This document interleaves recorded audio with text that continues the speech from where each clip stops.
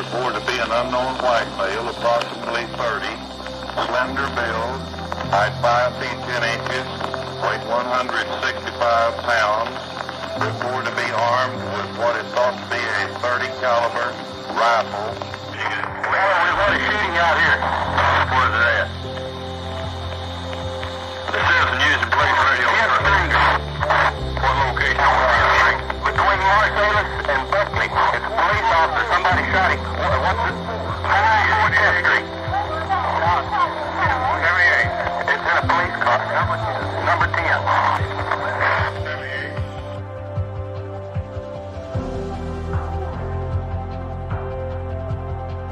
Captain Fritz told him, he said, you know, if something should happen to the president here, it'd be the worst thing that ever happened in Dallas, Texas. And they kind of, some of them, you know, made light of it. They, no, nothing's going to happen. But it did. He came back and said, well, we just got word that he was involved in the president involved in a accident at the triple underpass. And so Chief Steve said, you take Sims and Boyd, you go to the school book depository. He says they think that's where the shots came from. As we was putting him back and getting on the elevator, he said, well, Mr. Sims, if you and Mr. Boyd had been with him, I might not have shot him. So wow. I've often wondered if he would have.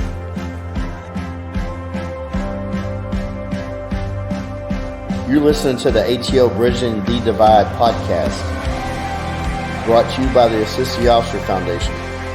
Since 1999, the ATO has given assistance to the first responder community, and now we want to give a platform to hear their incredible stories. We also want to hear the stories of the many people that support us. Our community is small, but it is strong. We have differences. We don't always agree. And we all make mistakes. But together we can grow, we can heal, and we can learn from those mistakes. And together we can bridge the divide.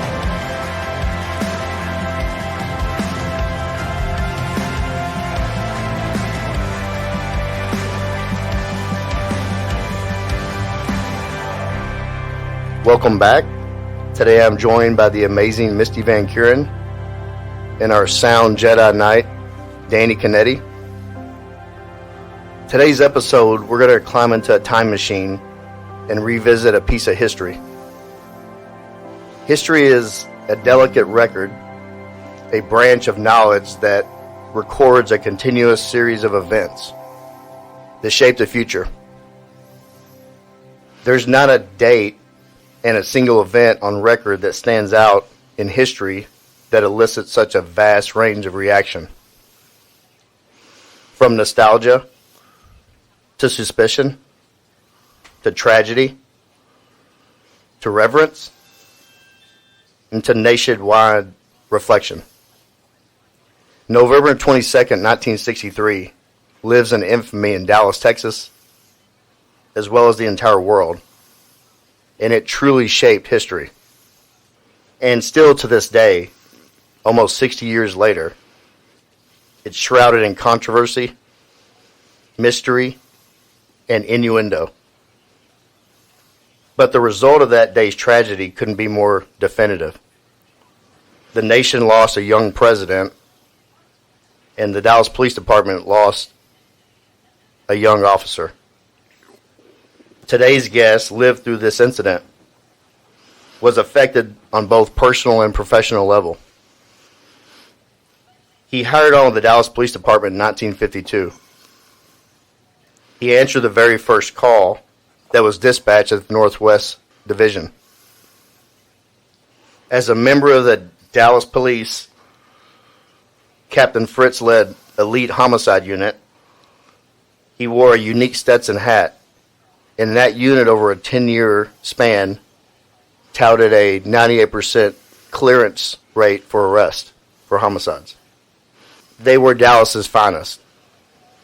The phrase Dallas finest is a perfect description for today's guest. It's my honor to sit down with Elmer Sonny Boyd. Elmer, thank you for being on. Welcome to the podcast. Thank you. Sonny, started in 1952. Can you describe how Dallas was back then? Well, Dallas had a population around 475,000, somewhere between that and 490,000, I think. And, it was the war, World War II had ended, and things were getting back pretty much to normal. And at that time, I was working for the Lone Star Gas Company when I applied for the job of police officer for the Dallas. And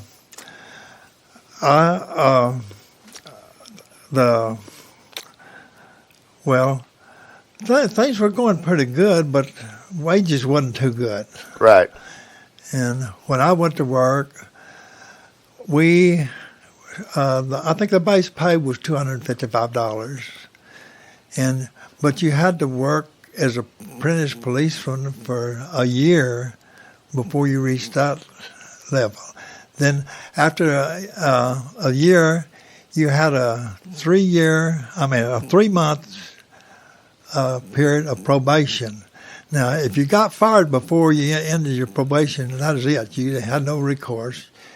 And so after that, they give you a choice to pay back your pension for 3 months.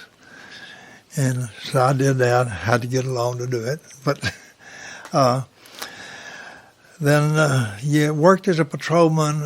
You were working a 5.5 day week. I was trying to get sorry. Anyway, you work 5 days one week, 6 days the next. Okay. While I was in the police academy, every other weekend you rode observation. My first weekend I rode with an accident investigator, Bob Winters, who later became deputy chief. But then the next week you worked with a patrol out in patrol division. Well, it was a lot different then. And when you're a rookie, and during the afternoon, 4:30 to 6, you work traffic. Well, my first day, I went down to Ackerd and Main Street. Yep. I got off of the streetcar. You could ride the streetcars for free. So I got off of my streetcar.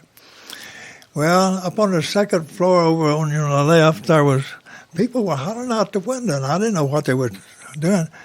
And they said, "Oh, that man stole that blind man's accordion over, and he took off with this." So I saw him, and just went around on Elm Street. I caught him before he got to St. Paul. Came back, had my accordion over my shoulder, and when I came around the corner, everybody started clapping. So, Nice. Anyway, a couple of weeks later, my niece and her husband, he was in the Marine Corps out in California. They called back and said, "I made the front page of the newspaper out there." What newspaper was it? It was Los Angeles something. Really? And said, "Fleet-footed rookie police officer captures the meanest man in Dallas." Wow. Well, meanest man in Dallas. Meanest Again, man an in accordion. Dallas. So It's changed a little bit. It's Still changed a a little. blind man's accordion. Yeah. Were you wearing your hat and tie then? No, I was in uniform. No, but as a hat, in uniform, did you wear a hat and tie? I wore a cap. Oh, okay. Cap. Wow. Yeah, I had to wear a cap and uniform, man. But, a lot of things happened. That's one of my first things that happened. That's great. Would you told me before you answered the first ever call at the Northwest Division. Can you describe that? Well, Dallas took in West Dallas January 1st, 1953. I was working with M.O. Rogers. I was still pretty much a rookie. And I was working with him. So we pulled the first shift out there. And I remember the first call we got was a stabbing in West Dallas. Got out there, and my brother was working on the fire department. He was pulling the first shift on the fire department. So I remember the fire truck got stuck. 'Cause at that time, we only had 3 streets out there that were paved. The rest of them was mostly dirt. And they had the that. But anyway, like I said, we answered the first call out there. They hadn't had any police out there at all at that time, and some of them they would try you. They still do. Northwest. Yeah. Do they? Yeah. Well, every time I got a shorter partner, I got tried, but we always came out pretty good. And, of course, I was a little stronger then than I am now, but I tell you, I had to. Things are different then. You know, when somebody jumped out and ran from you, you could catch them. You could chase them and catch. And I will say this, I never lost a foot race when they got them on the ground. Good. Captain Fritz used to tell the other officers now, if you think that man's got a rabbit in it, you put Elmer at the back and he'll catch him. That's awesome. So, but you told me before about a robbery you walked in on a store. Well, can you describe that? Now that was in over on the corner of Fitzhugh and Belmont in northeast Dallas. Okay. I was working a shotgun squad over there one night. It was the last night for that. I had worked it one time before. It was Mr. M's store. Mm-hmm. And after that first night, I told Pinky Me that worked in the office, he had security over some stores there. And he had asked me to work. So I told him, I said, Pinky, I don't work there anymore. I said, that's a 2-man store. And back there where you sit, and you can see the cash register, but you can't see the door. And I said, they can be in there on you before you know it. And you're sitting duck back there. Well, I was supposed to work one night, and I got a call, and they sent me to Denver on a kidnapping case, so I skipped it that night. Well, when I came back, I had worked a robbery before for the manager of that store at another store, and I had caught that he got cut up in a robbery out in East Dallas. Well, I told him, he said, well, can you work another night? I said, I don't want to work on the... So the manager of the store called me and asked me, he said, Elmer, if you just come work one more day, we've got private security coming in next day. So I said, okay. Well, about 10 o'clock, they were going to close at 11. Mr. Easley came back. He said, well, Elmer, you ready for that coffee? I said, yeah, I'll take a cup now. I've been up here. And he said, well, I'm going to step back in, and I'll go make it take about 5 minutes, but I'm going to get these bottles out. He had these little carts full of cold drink bottles. Well, I said, while you're doing that, I'm going to step in the restroom. Well, I went in there and just stayed long enough to do what I had to do. Mm-hmm. And he came back. I left the door cracked, and I heard him when he came back. He said something. I thought he was talking to me, and I heard a bottle rattling. So when I got through, I flushed the commode, and I stepped out, opened the door, and stepped in. And when I stepped out there, he had Mr. Easley down in front of the safe with a gun poked in his ear. Mm.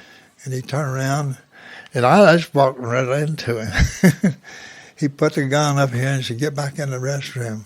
Well, I thought he was getting ready to kill us both, because we'd had some killed at that time in the back. Well, I backed up, and as I went in, I opened the door, come back this way, and he was still poking that gun.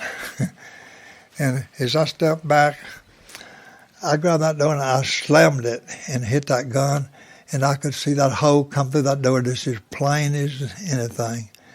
just like slow motion almost. It went right over my left ear and into a water pipe behind me. And water started spewing out. Well, at that time, he backed off, and I heard some cold drink things taken out, and it was Mr. Easley would jerk loose from him and turn those over. I thought it was him going out the door. Well, as I had a pistol under my belt here. My shotgun is over there. He was standing right by my shotgun up against the wall in between those cold drink things.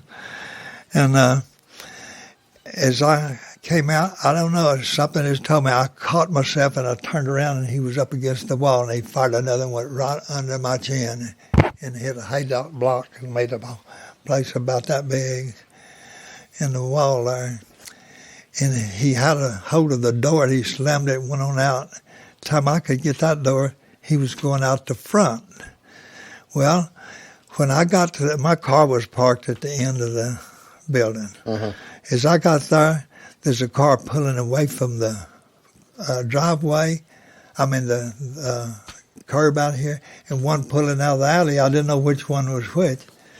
Well, at the same time, I hear all this screeching out on Fitzhugh coming east. I looked up, here come a car without any headlights, and I thought it was his pickup man. And I almost took a shot at him. Yeah. And I realized them as being officers, as two FBI agents.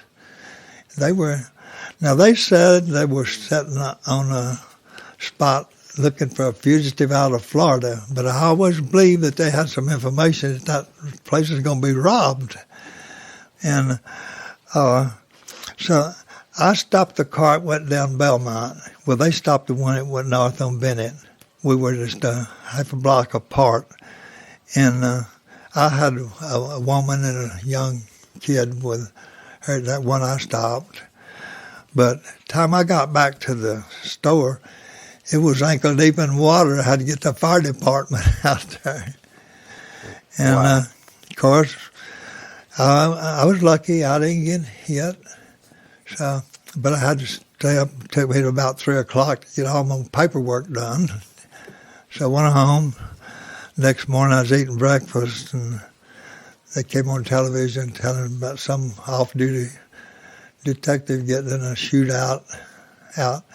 And so Yvonne looked at me and my wife. She said, "Honey, was that you?" And I said, "Yes, that was me." She said, "Well, why didn't you wake me up?" I didn't wake her up. I said, well, I need to get you upset. I said, "I'm okay." And so that was the end of that. That old boy, he ended up getting 25 years for shooting at me. Wow. Well, they had the judge admitted something, and a jury was ready to give him more. And they asked me if 25 years would be okay, and I said, well, because at that time, a life sentence, you could be out 7.5 years anyway, so that was fine with me, and we didn't have to go to court anymore. But when I got out, after I went to work for Euless, one morning I got up and I went out making my arraignment sheets for the judge. And look, here's Larry Rex Carmichael. I went in there and he sat back in his cell, and I said, "Larry, how long you been out of the penitentiary?" I said, "What did they got you for?" "Oh, they caught me smoking a joint down at Baby Dolls." See, I'm a disc jockey down there. Well, it was probably a felony back then for a joint. Yeah. Well, anyway, I said, "How long you been out of the penitentiary?" He said, "Oh, I've been out now 6 months." And I said, "You hadn't robbed any stores lately?" He said, "Look, mister, who in the hell are you anyway?" I said, "My name is Elmer Boyd." "Oh, Elmer Boyd, I thought we got our stuff sort of 10 years ago." He thought you were coming back to settle up. Yeah. Awesome. Yeah. So, yeah, but anyway, that was the end of that. It's really a good conclusion to that. Yeah. That guy smoking a joint and baby dolls. He ended up in jail again. Yeah. Hey, Sonny, tell us how you got picked to go to homicide. Well, I tell you, I had made, within 6 months' time, when I was working in West Dallas, I caught 2 groups of safe burglars, and with the safe in the car. I chased one into Irvin, and they run into a tree. There was 4 of them in the car. Well, when they hit that tree, they had one of these old keister safes about this big square. They chipped it out of concrete over in Fort Worth. You couldn't get in. They were taking it out there to a safe burglar that knew how to get in. So when it crashed into that, they all jumped out. If it hadn't, this safe went through and hit the steering wheel, pushed it out through the windshield. If he hadn't got out, it'd have killed him. And we caught him hiding in a brush pile down in a creek. And the other time, we got after this car. We saw it pull out of a service station out there at Singleton and Burnell. And without any lights, well, I thought it was some of those Mexican kids out there just driving. So I flicked my lights on. When I did, they took off. We go out and we chased them, and they turned off over there where I-30 and Loop 12 is now. Mm-hmm. They went by through there. I was following them. They ran through a fence. I went through in behind them, and I caught the fence post. Then they went off in the old river thing. Well, they got in there. They were driving a 49 Oldsmobile. And so I went up, and that thing was, the engine was racing, and smoke filled up in the car. And so I grabbed a hold of the door, and I said, "You better get out of there." I still thought it was kids. I got a hold of the door. "You better get out. You're gonna burn up in there."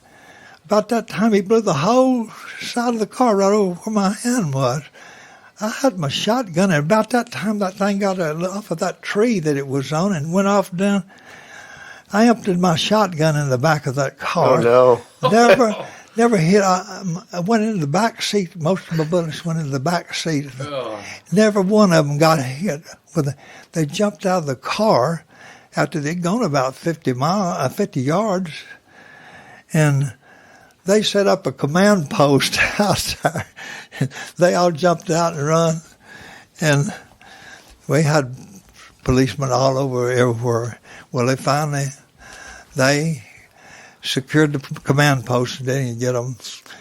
And after they called, a woman called and said, "You need to come back out here." Says, "One of those guys came down out of that tree right after y'all left." He was hiding up there the whole time? Yeah. Wow. So just before daylight, well, my partner and I, no boy had stole a car and was getting a push, and we caught one of them. Then we caught the other 3. They had a safe in the car too, and so then I had shortly before then they'd had a robbery out on Denton Drive at a cowboy store. Well, my partner and I, we were in the West Dallas housing project coming from Westmoreland down Vicker Street. And we got to Hampton, and they put out this description of the hijacker that hijacked the cowboy store. Said he was armed with a .45 automatic and it took $95, he said. Well, 2 of the officers had gone in that store, and he was locked up in the cooler, and they got him out. And they said we was driving an old model, dark-colored Ford. Well, we caught the light, and it turned red for Hampton as we're turning around, but they said he was wearing a white shirt. So I looked up, and here's this 49 Ford there. And I said, "Bob, you think I could be that hijacker?" He looked at us. I turned around and flicked on my lights. I got a hold of the door, told him to get out. He floorboarded that thing, and a fishtail, and like to knock me down when it come around. But anyway, he jumped in. Well, they get down there where the fire station is, 36 is on Northampton. he made a left on Life Street and he lost it. And time we got there, the right car door was open, and I heard him running. But there's a house over there where they had a light on, and he went between me and that light. And about the time I took a shot at him, I tripped over a wire down there and broke my flashlight. I couldn't find it. Bob Costan was working with me, and he said, "Was that you, Elmer? Are you all right?" I said, "Yeah, I'm all right, but I lost my flashlight." And I started over. There's a big old oak tree there. I was going across there to meet Bob because I couldn't see what. But when I shot, I heard him holler. And when I got in the shade, I stumbled over him. He had fallen underneath that thing. And I stopped, and about that time, Bob got there, and I got a hold of him. I said, "Get up." He said, "I can't get up." And I said, "Why?" He said, "Well, I'm hurt." And I looked at him, and I searched him and got $96 out of his right front pocket, and he had some 45 shells in his left. But anyway, I got him up. I tried to get him up. And he said, finally, he said, "Mister, I'm telling you the truth, I can't get up." I said, "What's the matter?" He said, "My foot." I said, "There's something wrong with my foot." He shot himself. Well, I looked at, I took a shoe off and looked at his foot. There wasn't anything wrong with his foot. And finally, I turned around and tried to get, and as I got him by the belt, I hit him right square in the back of his, and it went into his right hip, and it paralyzed him. Wow. And so, when it came time for trial, found out that he had pulled several other robberies, had used that same car in 2 weeks before, and went back and stole it off the same parking lot at Jackson and Irving down there. Wow. So after that, is that when you went to homicide? Yeah. Oh. Because I'd worked with a couple of guys that was in homicide. I was the first patrolman that went directly into homicide. Did you have to go through an interview process with Captain Fritz? No. Really? He just pulled you? Okay. No. But it sounds like they knew your work. He talked to the other people, Mm-hmm. and he knew I liked to work. Well, for the listener, Captain Fritz, he spent 49 years with the Dallas Police Department, and he was known for being a just relentless interrogator. And Wow. he ran the homicide unit for several years, and police was his life. Mm-hmm. From your experience in dealing with him, what was he like as a boss? I tell you, if you didn't mind working, he was a good boss. Now, before I went in there, I had several officers trying to get me. Said, "You wouldn't like to work for Captain Fritz." Said he's tough, and so I said, "Well, I've always wanted to be a homicide officer, and I'm going to go." Well, after I got in there, I found out those same people had tried to get in there and could, and he wouldn't take them. And they were trying to discourage me from going in there. But Sonny, how old were you when you went to homicide? I was, I was 30 years old. Wow. I just turned 30. And you guys didn't just work murders, right? We worked murders, rapes, robberies, kidnappings, extortions, and I had to investigate all suicides. And then how many detectives were there? I made the 10th one, where we had a lieutenant and 5 pairmen and secretary and a captain. Yeah, What the suits and the Stetson hats? Is that what everybody wore on that unit? Well, everybody wanted to. Right. They did. That was like y'all's calling Yeah. card, right? Yeah. We wanted to be as much like him as we could. Okay. Yeah. All right. He started that, right? He started that look. Yeah, Okay. He did. Well, it's iconic when it comes to Dallas, the history of Dallas police. You can't find any pictures of Captain Fritz in that homicide unit from that era and see that, and that stands out. Yeah. Yeah, we used to have about twice a year we'd have a get together. Oh, excuse me. Oh, you're okay. Well, we'd all get together and we'd had a little cabin. We'd put money in it and we'd get buy steaks and have them cook them for us. We'd have a get together, and we used to call it the Cracker Jack Club. That's what he called some of us, Cracker Jack. Somebody asked him one time, so what kind of men you having? What is that? He said, oh, I got some Cracker Jacks. So that we always say we're going to have a Cracker Jack meeting. But now he was strict. Now he says when we got work to do, we work. But then if things and I'll say this, I never asked him for a day off in my life that he didn't give it to me. He said, well, you know whether you got it coming or not. Well, he knew who was doing the work. Right. So we didn't just work on one case. We worked on everybody's case. Fact is, we probably cleared as many of the other cases. Sims and I, we worked together a long time, and he was a good detective too. How long did y'all work together? Well, it's almost 20 years. He retired a year before I did. He and I started to work in October the 15th, 1957.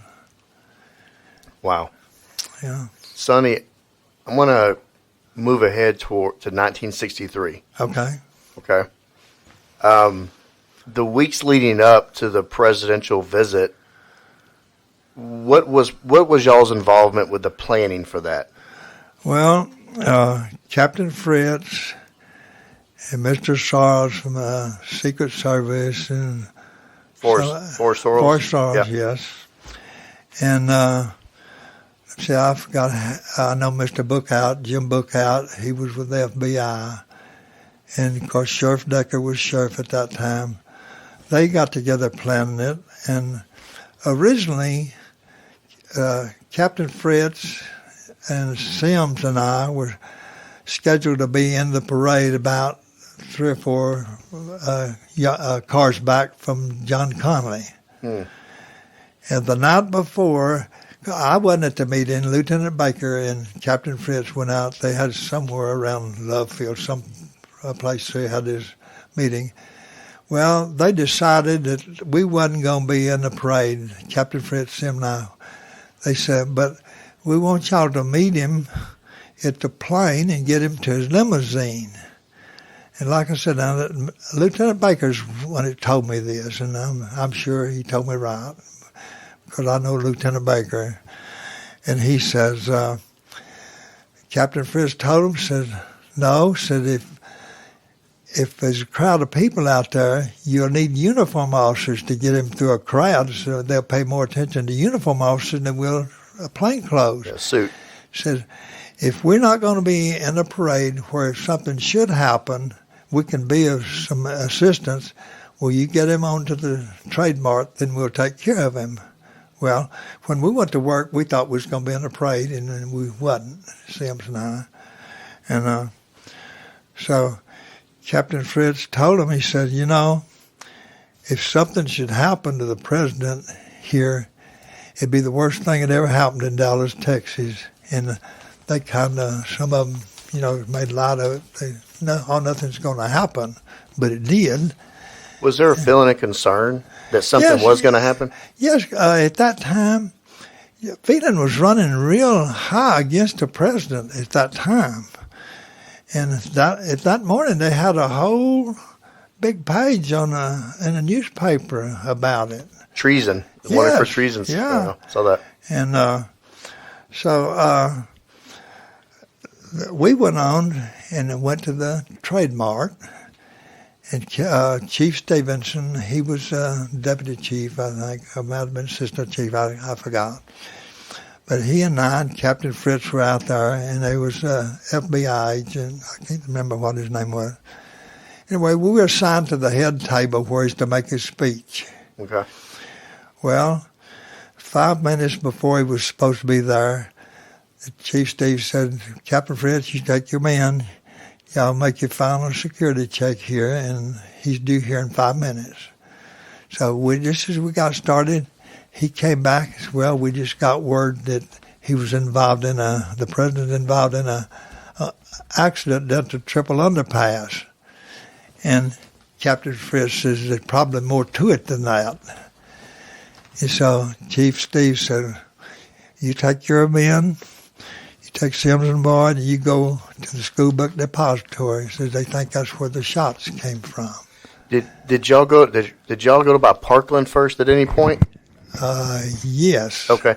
Yes. What happened when you drove up to Parkland? What'd you see? When we put he told us when we left there. He said they're on the motorcade's on the way to Parkland.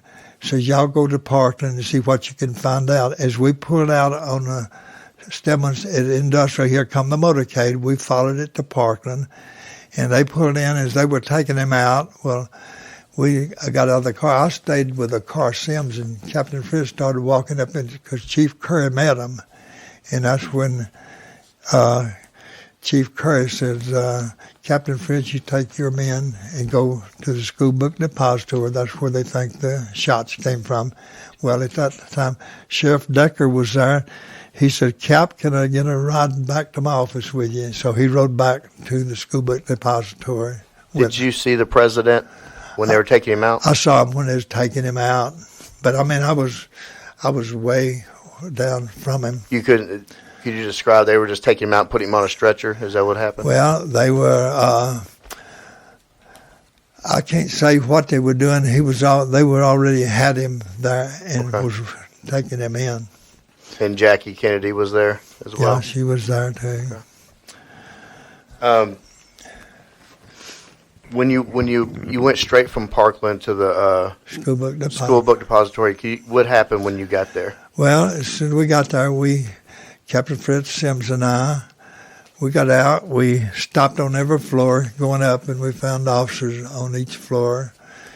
And we went on up to the 7th floor.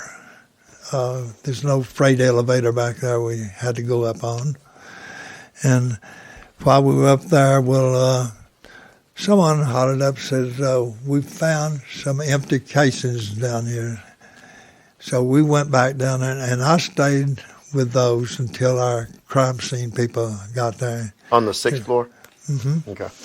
And while I was over there, Luke Mooney and I can't think of what the guy's name was, is over with him. Good. Anyway, one of them hollered and told Captain Fritz, well, I think we found the rifle over here. It's in the northwest corner, down between some books and things over there. So Lieutenant Day went over. He picked up the rifle, and Captain Fritz took a live round out of it. Wow! When you found the shell casings by that window, it was by that window, right? Mm-hmm. Did you notice the sniper's nest set up? Could you tell that it had been used for? Well, only thing I could tell, I found there was a brown paper sack with some chicken bones and things in it. Because he ate there. And so while we were there, we were there within 15 minutes. We'd accounted for everybody except Lee Harvey Oswald. And I really believe that if we'd have been in a parade, I don't believe he'd ever got out of the building. Because after we got there, nobody got out of the building. And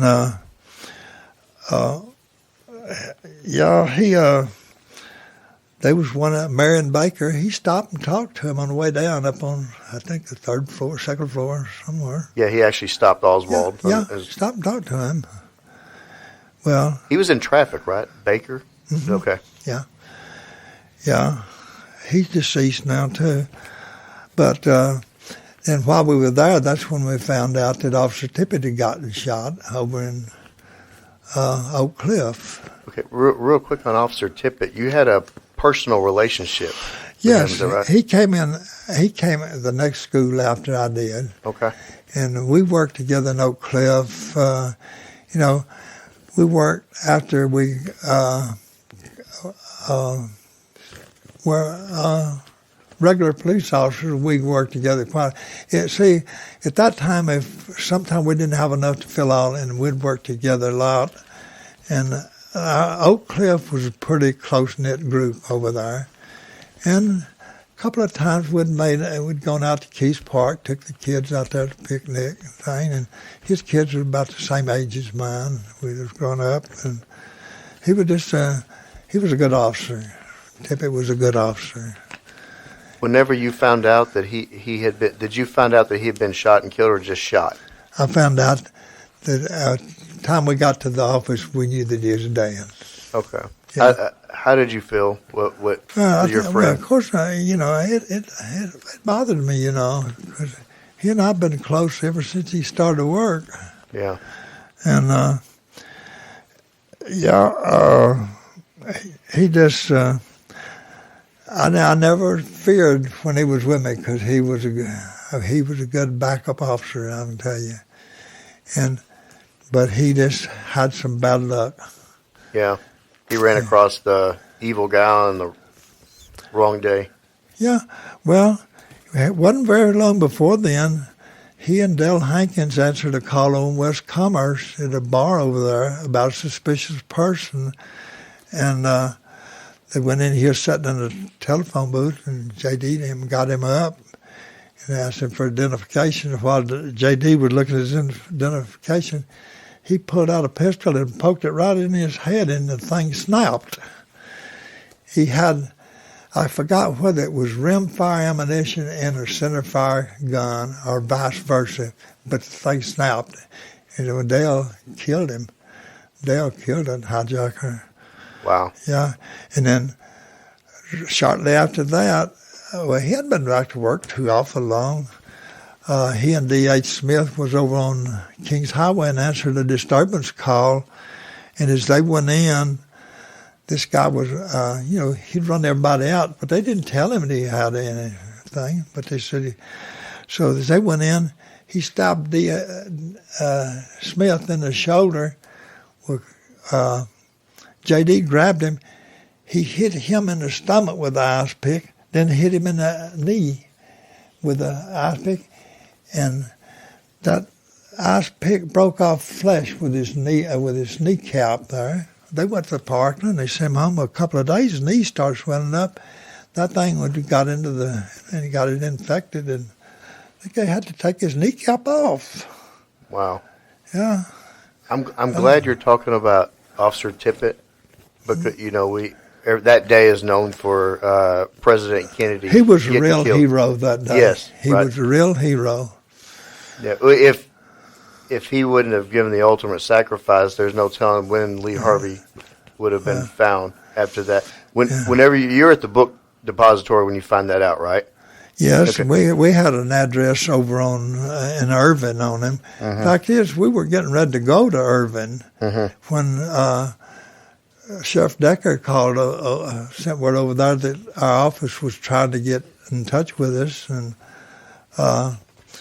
so that address in Irvin was just 2 blocks from where my nephew lived. Okay. I mean 2 houses from where my nephew lived.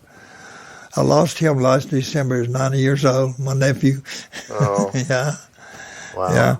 But, and then when I got to the sheriff's office, I called the office, and Lieutenant Baker was there. He said, I think we have the man that shot Tippett on the way in. And while we were talking, they brought him in.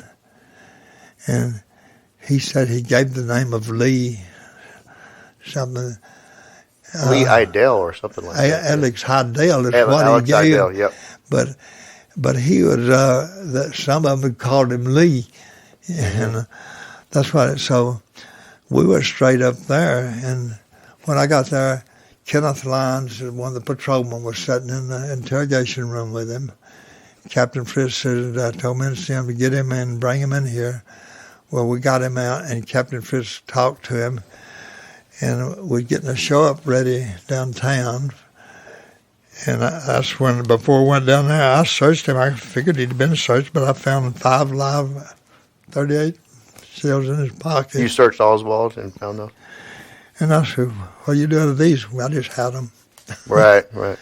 Did what was your impression of him when you first met Oswald? Well,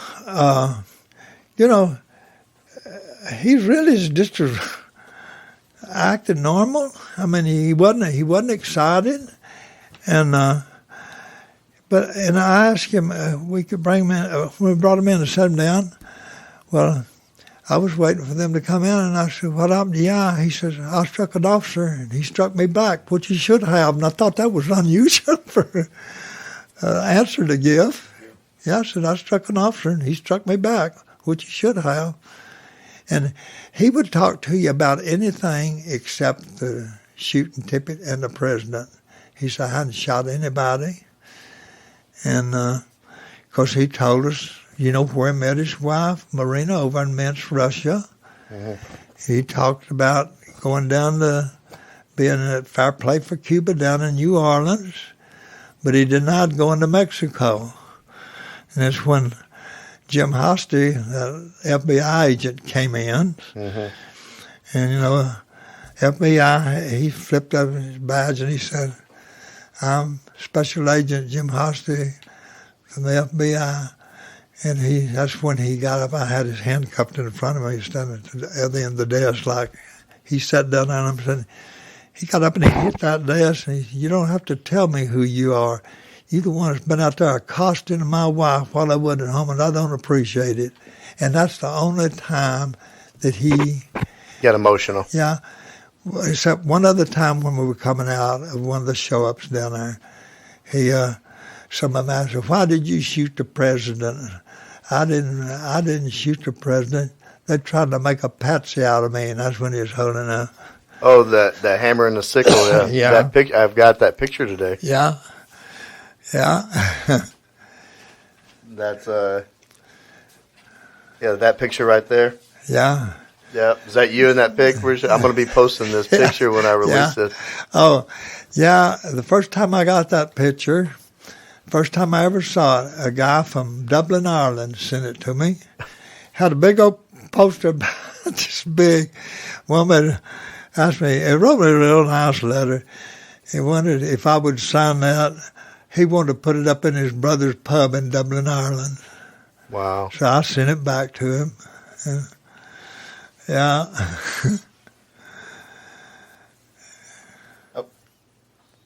At what point did the Secret Service and FBI try to take over that investigation? And did y'all work well with them? Well, some of them we did. There was one or two of them, that I didn't, because he was trying to get my notes and I wouldn't give them to him. Oh, yeah? He didn't know they were. When I left, I kept a notebook, and when I left that day, I took it, put it in the bottom of the lieutenant's drawer over there. Was going to get it when I come back. So I came in, and here's this FBI agent over there going through all the lieutenants. And I raised those books. I looked, and I got mine. He said, "Wait a minute, I hadn't got." I said, "This is mine. You don't get this." He didn't get it either. Yeah, I really didn't care for anything that had in it, but he didn't. It wasn't his business. Did Captain Fritz? Did he get along well with him? He got along with them most of the time. He got along with them pretty good. Now there's some of them before that time that they wasn't getting along too good. But after Jim Bookout started coming up there pretty regular, well, we got along good with him. And it seemed like things changed, just before this thing. Right. Did you hear anything about what was going on at Parkland with them wanting to remove President Kennedy's body and not leave it at the end? I know there was a fight that went on with the medical examiner and the Secret Service of them wanting to remove the president's body, and at the time the state law mandated that the body stay in Texas because it was a homicide in Dallas. Yes, I heard about that. I mean, I wasn't involved in it, but I felt like that the chief didn't take a strong enough stance against it. Chief Curry. Yes, and I really think if we'd have still had Chief Hansen, I think it would have had a lot harder trouble, more trouble getting him out. Well, I've heard and read that it got pretty physical up there at Parkland. A lot of shoving and pushing and shouting. Yeah, well, I'm just glad I wasn't up there. Yeah, I don't blame you. Just glad. So, I don't like that shoving and pushing. I Yeah. had some of that out in the hall out there. yeah, right. And Trying to get Oswald through the hall for the Yeah. press conference. And I had some of it with LBJ one time down at the Dolphins Hotel. Really? Yeah, that's when they spit on Lady Bird and was calling him Judas. And Yeah. Wow. I thought we were really going to have it. I was right in the middle of that. I had LBJ on one side and here his wife on the other side, and up on that stairway. I know what was fixing to happen, but I got him off. Back to when you had Oswald, when you doing the initial interviews, at what point did they decide we're going to go ahead and move him to the jail? And then were you what was your role when they decided that?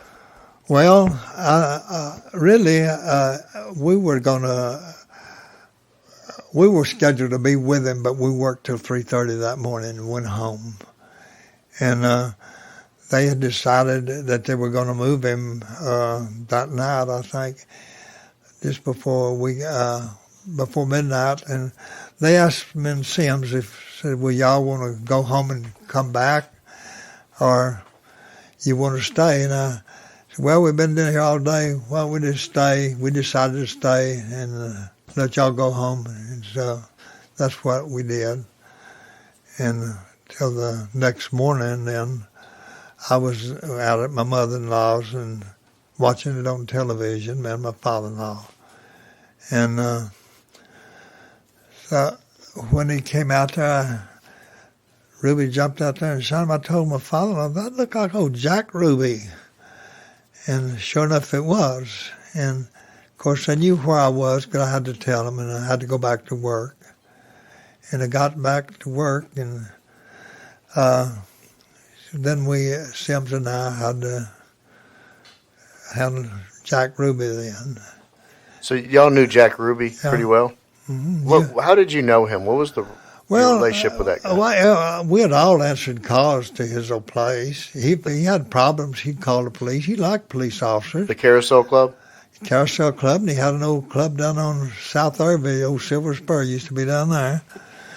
And there's strip clubs, I think right? He had one out in Oak Lawn. Oh, did he? Yeah, Okay. I think he had one out there too. So whenever... I never was in that in Oak Lawn.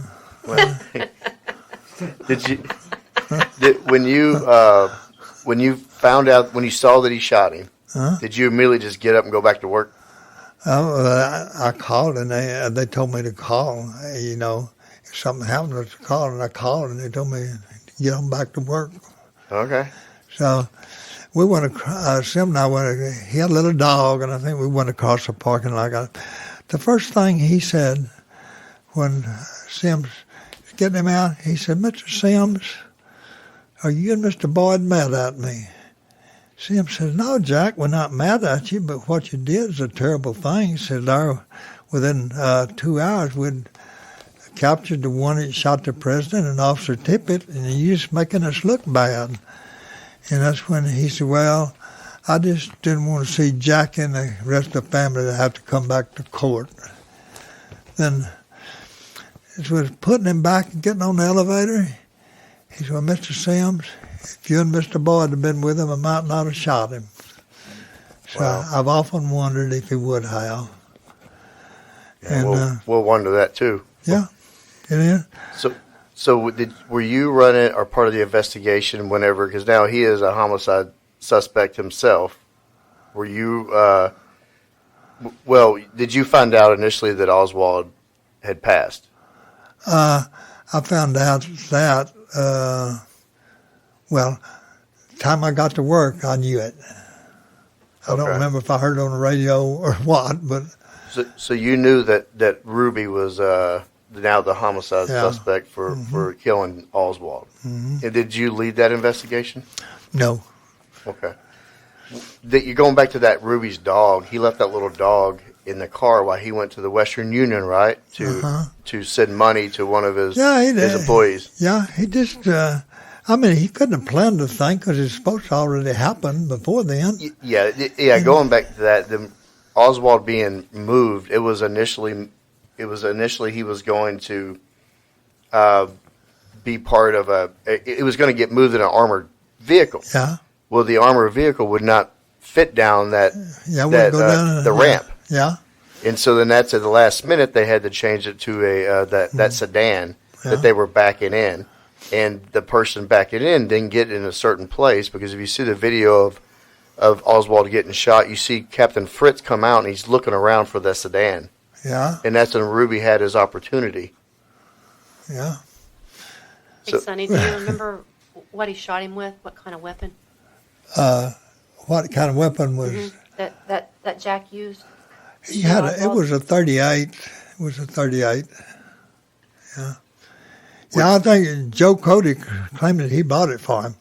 Really? He may have. He did, but I won't say that. All right. Well, Ruby was known as a hothead, right? Well, he could be hot-headed. I mean, he wasn't a big gangster like I tried to make him out. Yeah. He might have been a wannabe, but he... Right. I've heard that. Yeah. Well, the night of the assassination, of course, we were all working, and long about 10 o'clock, Jack Ruby called up there and wanted to talk to me, or Sims won. Sims talked to him, and he said, "This is Jack Ruby. I'm down here at Sol's Turf Bar. I had him make up 30 sandwiches, and I want to bring them up there to you because I know you've been working." Sims said, "No, Jack," said, "we've been swapping out. We've been going over to the hotel." And so we would, okay. He brought them down and gave them the news people. Is that how he got into the news conference? Ruby was actually in Oswald's news press conference. He was one down there because I saw him up on the desk thing, standing on the back. Excuse me. He was actually posing as a reporter. He actually asked a question of of Oswald. Well, I couldn't tell who was asking the question down there. I was up there with Oswald. I was up at the stage with Oswald at all the show-ups. How was he on the stage when he was doing that press conference? What was his demeanor? I saw it, but you were right there with him. What was his demeanor?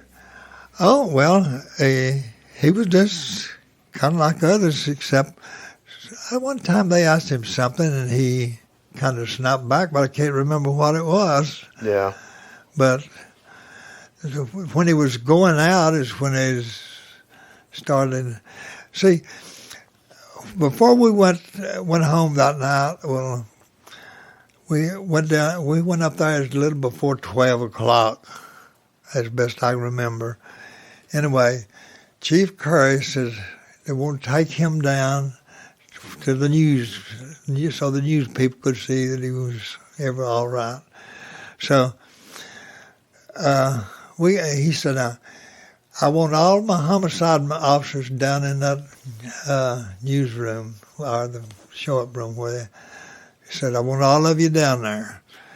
And he told me and Sim, "Now, if anybody tries to touch him or anything, you take him out of there and get him and put him in jail immediately." Well, that's where we were down there about 5 minutes, and sure enough, that's where, as soon as we took him and put him in jail. And that's the last time we had anything to do with him that night. So we worked till 3:30 both nights after that happened. What did he say was the reason that he shot Oswald?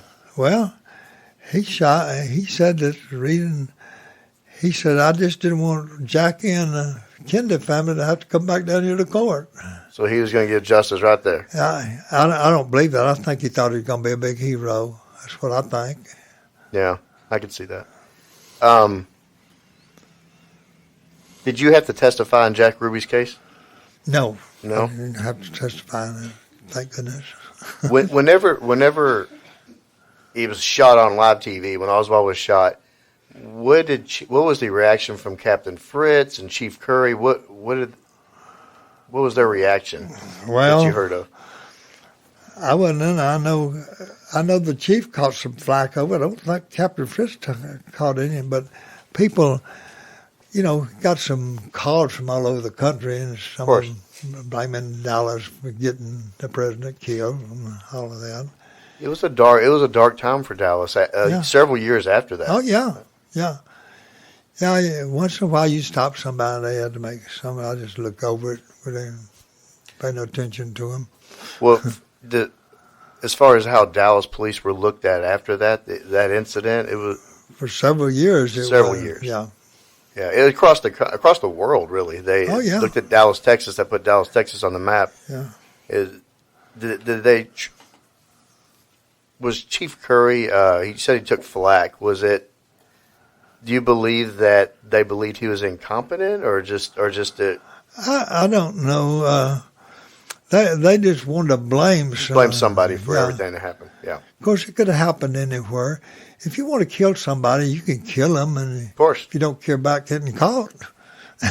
Sonny, after this, how did it affect you? Well, for several years, I wouldn't talk about it. Sims and I, we didn't talk about it for several years. And then I got to reading about a lot of things when something happened in the newspaper. They would talk about something happened to some of the officer. And there were so many things that and I knew that wasn't true because it's supposed to happen when I was there at the time. And but since then, like I said, I always people want to talk about it, and I've gotten things from all over the world, and I'm still getting stuff. Yeah, we're still here bugging you about it. It's almost 60 years later. Yeah. But yeah, I don't know.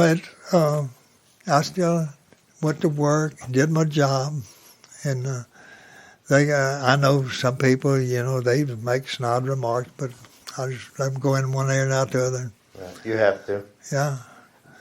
Do you think there could have been anything different in preparation that could have been better?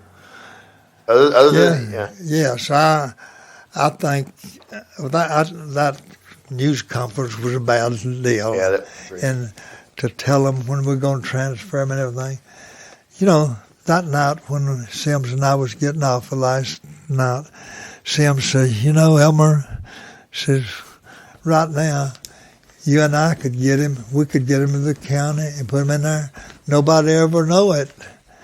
And and I said, yes. And then tomorrow we'll be looking for another job. Right. Why did they do that news conference? I haven't. That was some of their... Chief Curry? Yeah. And I'm surprised the FBI and the Secret Service even would allow that. Well, they knew about it, so... Yeah. I don't know. It was bizarre. Even years later, when I was growing up, I was obsessed with the Kennedy assassination. I grew up in Dallas, so a lot of people here, my family, my mother had a scrapbook with the original newspaper clippings from that time, Yeah. and I still have it. But after seeing that press conference, even before I was in law enforcement, I thought, why do they have him up there doing interviews in front of a crowd? It was strange. It was unusual. Everything was unusual that happened that day. Yeah. How did your career go after this incident? Well, it went on, and I just kept working my murders, and then in 1969, they brought the International Association of Police Officers in, and they did a survey of our department. They sent a sergeant from Chicago with 10 years service in the traffic division to survey our department. Okay. And they, only thing they could criticize us for, that most of us wore white hats. And I thought but anyway, They didn't think that it was necessary always for the detectives to go to the scene of a murder or offense. Well, that's where you make your cases at the Of course, scene. you have a trained eye that a patrolman would not. Yeah. Well, just to give you an example, I was over in West Davis. There was an anesthesiologist worked for Methodist Hospital one night. He was stabbed several times, and they found him there. And while I was there, two old ladies across the street said, well, said he left over the weekend, and he came back, had a little white car. And so I was looking around, and I found a title on a little Chevy 2, one of those 62 model Chevy 2s, the smaller Chevrolet. And I called our department, and I was going to put a pickup out on that car. Oh, we can't do that. Said, you don't know if he's going to be in there or somebody else. I said, well, that's the only thing I have. So I turned around and called DPS, and they put it out. Well, then I got a good chewing out about it. Well, while I was talking to them, they picked them up in Decatur. Over 3 of them in that car. Wow. It was an old boy I'd handled when I first went into homicide first, robbing an old lady out on Singleton. So, yeah. Well, then they thought I did a good job. They thought I did a good job. Because it turned out good, so that, it turned out good. It was good, yeah. But it was bad for me. After I took, I got my chewed out. I had to ask you about the Warren Commission. Did you testify in the Warren Commission? Yes, I did. You did? Okay, how did that go? It went pretty good. Pretty good. It's a historic trial. I tell you, it went better for me than it did 1 or 2. If it had treated me like 1 or 2, it wouldn't have been so good. Yeah. Who do you know who it went bad for? I know one thing, that one of them was P.T. Dean. Yeah? Yeah. What was his role? Well, he was over there when they captured Oswald, I think, and he... Oh, in the Texas movie theater? Yeah. Well, I forgot what all of his role. He had a good bit. I read up one book in there. I don't know what all of it is true or not, but I've only read 2 books. Okay. I started on some more, but I couldn't go. No, I tell you, see, they were, he was down in the basement there. Okay. And he's talking about when Ruby came down, and that FBI said, no, you didn't see that. No, you didn't see that. He said, well, I damn sure did. He saw Ruby Camp come in the basement? Saw him come in, and he called him a liar. And so P.T. did, well, this interview's over. He got up, walked out. Really? Yeah, he called him a liar. Why do you think they wanted him to say that he didn't see that Ruby came in the basement? I don't know, because other people saw him. Yeah. Yeah. Well, they knew him. They knew Ruby. Yeah. How did the assassination change the culture on Dallas Police Department? And what was the morale having the president killed? Well, it was low, because, everybody, it was a bad situation, just to have something like that happen here in Dallas. And, of course, and like I said, people from all over the country. Well, there's one, I think, from Philadelphia. He called in congratulating us. Really? Wow. Yeah. Yeah, and Hoover called down here at that time, too. J. Edgar? Yeah. No, they, but, it wasn't, like I said, I don't care how much security you have. If somebody going to do something, they can do it. Sure. If they have a will, they're going to find a way. They can do it. Sonny, you've worked a lot of crime scenes, right? I worked a And good. they're the telltale sign, correct? Pardon? They tell all the story. Would you say that about a crime, like when you worked your crime scenes? Yeah. Well. Because you said earlier that some people said that you shouldn't go out to the crime scene. Oh yeah. I always went to crime scene. That's where I got most of my information. Well, you had the rare opportunity to look at the crime scene on this. Yes. Is there anything that stands out that you remember when you went up in that room where this crime occurred? There's a lot can come from physical evidence, even back then, Yeah. right? What stood out at the JFK murder scene that for you, that if you remember anything that stood out? Oh, let me see. Oh, so one thing that stood out that I remember, they sent me down to the Records Bureau to look up something. I forgot what it was now. I might have been checking on Oswald, I don't know. But anyway, Mr. Sarles came in. Or the CIA, Secret Service? Sarles, yeah. And we rode up on the elevator together. And he walked into Captain Fritz's office, and the first thing he said to Captain Fritz, he said, "Captain Fritz, as long as I'm in charge of the Secret Service here, now, you and your men will never be cut out of another parade." I didn't know what he was talking about, and I asked got talking to Lieutenant Baker. He said, "I'll tell you what he was talking about. He was talking about out there last night when they kind of made fun of him when he mentioned that something might happen here, and told him it'd be the worst thing that ever happened in Dallas, Texas if it did." Right. And that's what it was about. Then, as I was walking in, then here comes Jim Hosty, and when he said, "Who y'all got in here?" And I told him, "Lee Harvey Oswald." He said, "Damn it, I knew he was here." Then he denied saying it. But Lieutenant Rebel and Jackie Brown, they heard him too.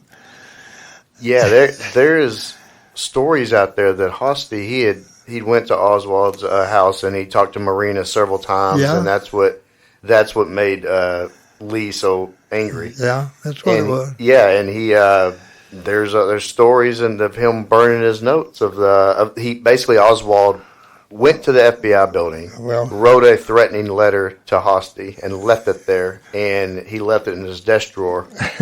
Prior to that, have you heard that? I heard something about it. Yeah, and he burned the letter. Well, no, he got transferred pretty quick. Yeah, he got transferred really quick. Yeah. Oh, Lord. How many years were you and Sims partners? Well, he retired in 76. I retired in 78. First part of 70. We were about 19, almost 20 years. So you guys were a great duo. So I'm going to ask you something, and all the listeners want to know this. So I trust you guys. Okay. You guys have all this experience in Dallas. I mean, Right. you're iconic. Oh. So during this investigation, based on the crime scene that you saw, your experience, do you feel like that Oswald acted alone? I do. You do? I sure do. Tell me why you think that. Well, really, I sat in there, like I said, I was sat in on 75 to 85% of the interrogation, maybe more. And just from his actions, he was a loner. And I just wish that Captain Fritz could have talked to him by himself and with one of us in there. And I don't know, I just feel like he was loner. He didn't like anybody. He didn't like John Connally because John Connally was Secretary of the Navy and tried to get him to stay in Russia. And I think he acted alone. I don't try to change anybody's opinion, but my feeling is I think he acted alone. Sonny, I think that's a perfect way to wrap it up. Well, I want to thank you for taking the time out to meet with us. It's an honor to sit down with you. You're part of history, whether you want to admit it or not. It stands out, and it's quite incredible. You've had an incredible life and career, and you were part of, historically in Dallas and not only the world, one of the biggest events that ever happened in our lifetime. And thank you for your time, and thank you for your service. well, Sonny, thank you. Ladies and gentlemen, you're listening to batch number 840. I thank y'all for having me. Thank you. Thank you. Thank you so much for your service. Thank you.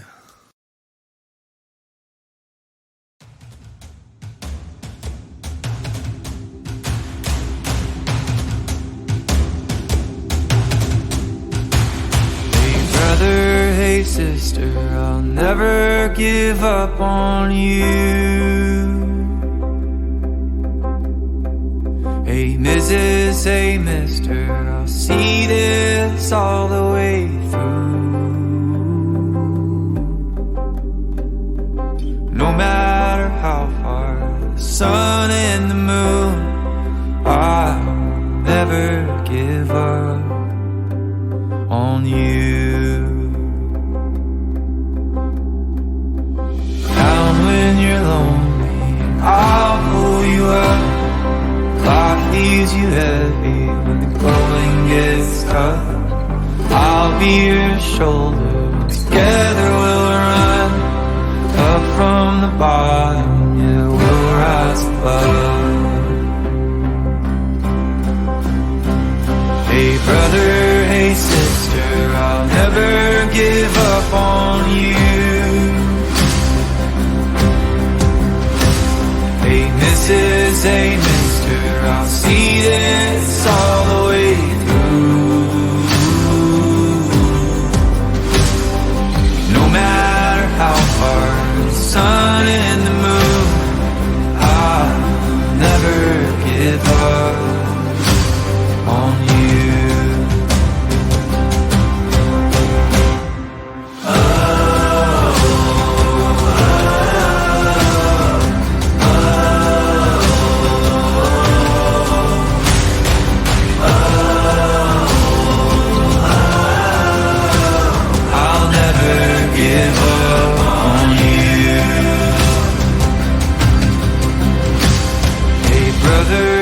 Sister, I'll never give up on you.